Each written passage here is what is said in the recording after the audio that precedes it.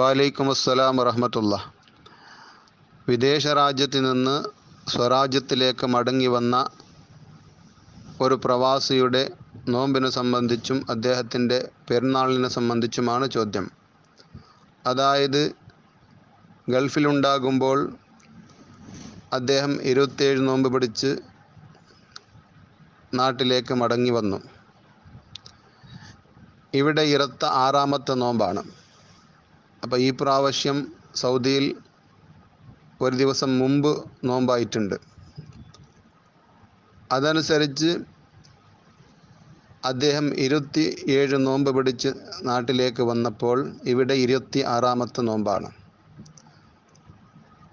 അങ്ങനെ വരുമ്പോൾ അദ്ദേഹം 30 പൂർത്തിയാക്കി പെരുന്നാൾ ആഘോഷിക്കണോ, അഥവാ 31 ലഭിക്കുന്നുണ്ടെങ്കിൽ 31ാമത്തെ നോമ്പും പിടിച്ച് നമ്മളെ ഒന്നിച്ച് പെരുന്നാൾ ആഘോഷിക്കണോ എന്നാണ് ചോദ്യം.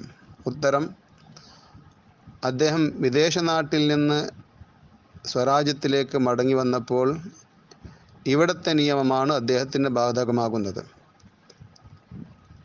അപ്പോൾ ഞങ്ങൾക്ക് 30ാമത്തെ നോമ്പാകുമ്പോൾ അദ്ദേഹത്തിന് 31ാമത്തെ നോമ്പാകും. അപ്പോൾ അദ്ദേഹം പെരുന്നാൾ ആചരിക്കാൻ പാടില്ല. 31ാമത്തെ നോമ്പ് അദ്ദേഹം പിടിക്കണം, അത് നിർബന്ധമാണ്. അതിനുശേഷം നമ്മോടൊന്നിച്ച് പെരുന്നാൾ കഴിക്കണം. അപ്പോൾ ഇവിടുത്തെ നിയമമാണ് അദ്ദേഹത്തിന് ബാധകമാകുന്നത്. പിന്നെ ഫിത്ർ സക്കാത്ത് കൊടുക്കേണ്ടതും അപ്രകാരമാണ്. ഇദ്ദേഹം ഏത് നാട്ടിലാകുമ്പോഴാണ് പെരുന്നാൾ രാവാകുന്നത്? പെരുന്നാൾ രാവാകുമ്പോൾ അദ്ദേഹം ഏത് നാട്ടിലാണ്, ആ നാട്ടിലാണ് അദ്ദേഹം ഫിത്ർ സക്കാത്ത് കൊടുക്കേണ്ടത്. അപ്പോൾ സൗദിയുടെ നോമ്പനുസരിച്ച് 30 പൂർത്തിയാക്കിയിട്ടല്ല ഫിത്ർ സക്കാത്ത് കൊടുക്കേണ്ടത്. ഞങ്ങൾക്ക് 30ഉം അദ്ദേഹത്തിന് 31ആകുമ്പോൾ